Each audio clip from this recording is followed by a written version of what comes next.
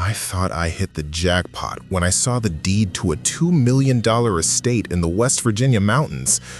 But I've been trapped in this basement for 6 hours now, and the door upstairs just locked itself from the outside.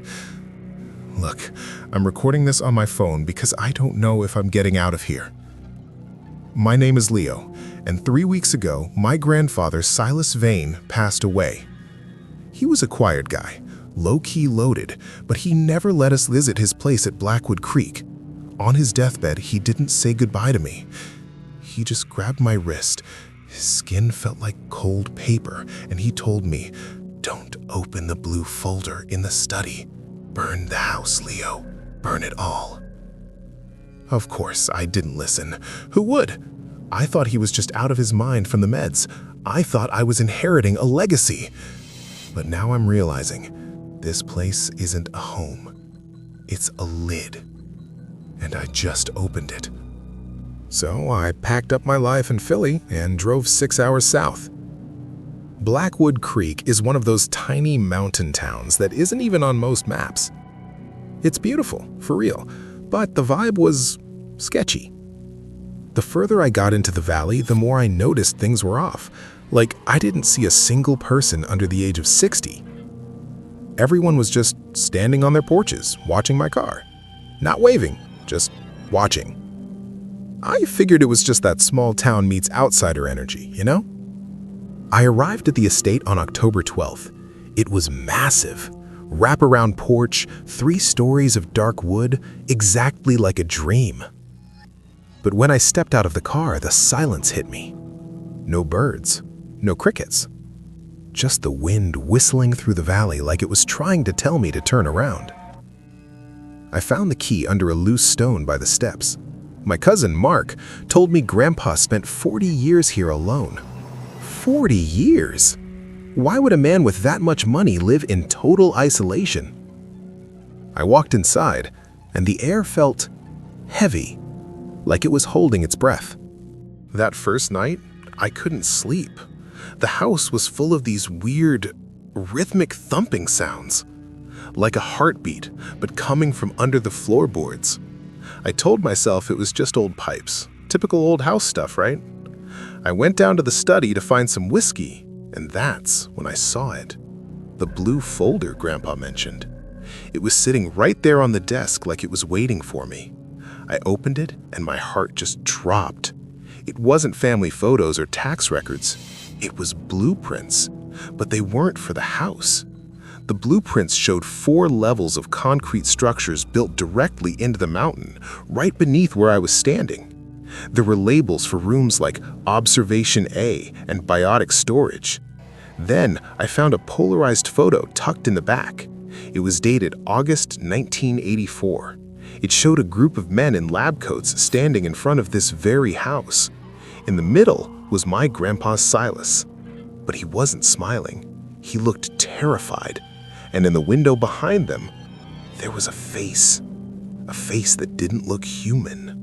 The next morning, Marcus wanted to leave, but the driveway was washed out from a storm. We were stuck. So I started digging. I found a hidden latch in the back of the library that led to a small windowless room. It was a filing room, hundreds of folders. Guys, my grandfather wasn't just a surgeon, he was obsessed with prolonging the neural spark. I found logs dating back to 1962. He was taking patients who were declared brain dead from the local hospital, patients with no family, and relocating them here. The files were full of photos, people with their skulls held together by metal plates, people with their mouths sewn shut to prevent vocal interference. And then I found the ledger. He was being funded huge monthly payments from a shell company called Ethelgard Holdings. I looked it up on my phone with the 1 bar of service I had. It's a private defense contractor. This wasn't just a crazy old man. This was a funded operation. I found a photo from 1985. It was a group shot of the staff. I saw the local sheriff in the photo. He was 20 years younger, wearing an orderly's uniform. The whole town, everyone in this valley, they knew. They were part of it. I realized then that we weren't just in a creepy house. We were in a cage, and the zookeepers were the people who were supposed to protect us. We were looking for a way out when Marcus leaned against a bookshelf and the whole thing just shifted. Behind it wasn't a secret room. It was an elevator. But it wasn't old like the house. It was brushed steel, clean, and had a digital keypad. There was still power. The house was a front. I tried the code I found in the ledger, 0612, the date of my mother's birth. Ding. The doors slid open. The air that came out of that shaft, it didn't smell like bleach anymore. It smelled like rot, like a butcher shop in July. We didn't want to go down, but then we heard a car pull into the gravel driveway. We looked out the window and saw 3 black SUVs. Men in tactical gear were getting out. They weren't there to help. They were moving with purpose, heading straight for the front door. We had no choice. We jumped into the elevator and hit the only button, sub 3. As the doors closed, I saw the front door of the mansion kick open. The descent felt like it took forever. My stomach was turning. When the doors finally opened at level 3, I saw what my grandfather had been doing for the last 50 years. It wasn't a clinic. It was a warehouse. Rows and rows of glass tanks, and there was something moving in the one closest to us. I can't even describe the smell down there. It was like ammonia and old meat. There were at least 50 tanks, maybe more. Each one had a person inside, but they weren't just floating. They were integrated. Their limbs were elongated. Their skin was translucent like parchment paper. Some of them had their eyes replaced with camera lenses. I found a central terminal and started scrolling through the data. It was a project called the Persistent Witness.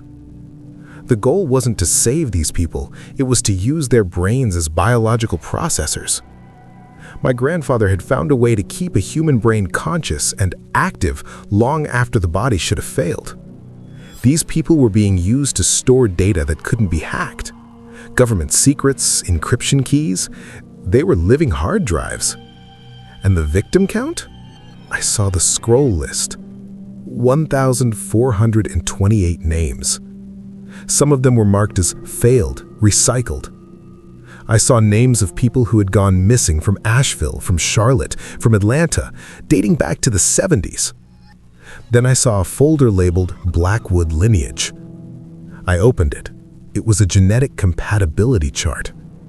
My mother was on there. I was on there. We weren't heirs to his fortune. We were the gold standard hardware. Our brains were the only ones that could handle the final phase of the project. My grandfather didn't die of natural causes. He was archived. He was in one of these tanks. We heard the elevator coming back down. The men in black were coming. We ran into the maintenance tunnels, trying to find an emergency exit. Marcus screaming. Sarah was crying. And then the lights went out. In the red emergency glow, we heard it. Slap, slap, slap. The wet footprints. Something was in the tunnel with us. And it wasn't the guys in tactical gear. It was one of the recycled. It was 7 feet tall. Its arms were too long and it moved with this jerky mechanical twitch. It let out this sound, like a dial-up modem screaming through a human throat. It lunged at Marcus. He didn't even have time to yell.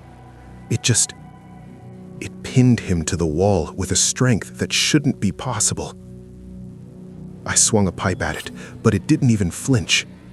It looked at me with those camera lens eyes, and I heard my grandfather's voice come out of a speaker in its chest. Shh. Leo, stay still. The upload is painless. I grabbed Sarah's hand and we just ran. We didn't look back. We found a ventilation shaft and crawled like our lives depended on it. Because they did. Behind us, I could hear Marcus screaming, and then the sound of something heavy being dragged away. We made it to a drainage pipe that dumped out into the woods, a mile from the house. We didn't stop running until we hit the main highway. We flagged down a trucker who called the state police. By the time they got to the estate, the mansion was a localized inferno. The whole place had been sanitized. The sheriff, the guy from the photo, he was the one who took our statement. He looked me right in the eye, totally calm, and said, "Gas leak, tragic accident. Your friend Marcus probably didn't make it out of the explosion." I tried to tell them about the lab, about the tanks, about the things in the tunnel. They treated me like I was having a psychotic break from the trauma. They found no basement, no elevator, just a charred foundation. Sarah hasn't spoken a word since that night. She's in a facility now. She just stares at the walls. The Ethelgard Holdings Company? They don't exist. Not on paper, anyway. I was released a week later. No charges, no house, no Marcus. But I know what I saw. I have the scars on my hands from that ventilation shaft to prove it. I lost everything in those woods. My family history, my best friend, and my sanity. And for a few days, I thought it was over. I thought the fire took the secrets with it. But I was wrong. It's been 6 months. I moved to a new apartment, changed my number, but I can't sleep. Every time I close my eyes, I hear that dial-up scream. I've spent every waking hour digging into the dark web, trying to find any trace of my grandfather's work. And I found something.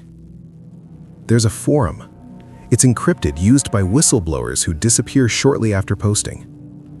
Someone posted a set of coordinates last week. They aren't in North Carolina. They're in Ohio, underneath an abandoned shopping mall. And then 3 days ago, I got a package. No return address, just a flash drive. I opened it on an air-gapped laptop. It was a single video file. It was a live feed. It showed a sterile room, a bed, and a man with his head wrapped in bandages, wires coming out of his neck. He turned his head toward the camera. He didn't have eyes anymore, just those lenses. But on his wrist, he was still wearing the friendship bracelet Sarah made for him. It was Marcus. He's still alive, or whatever alive means to them. He's being used. And the data stream at the bottom of the video? It was my current IP address, my current GPS coordinates. They're watching me through him. I thought I escaped. I really did. But this morning, I was shaving and I felt this bump right at the base of my skull. I used a hand mirror to look. There's a scar.